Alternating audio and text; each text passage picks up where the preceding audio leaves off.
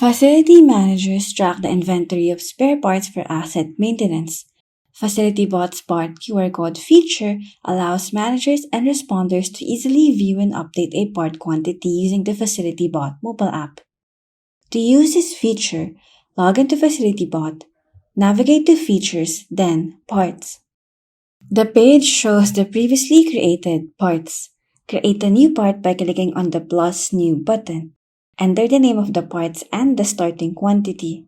You may also link this part to assets to be able to view quantities of parts associated with the asset. Once done, click Submit. FacilityBot will automatically generate a new QR code for the part. Use the FacilityBot mobile app to scan the part's QR code and update parts quantity.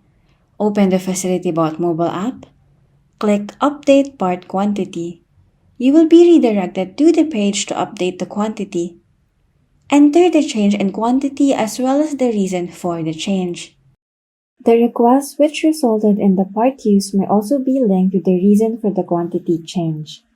Once done, click Submit. FacilityBot will record the changes on the quantity change history.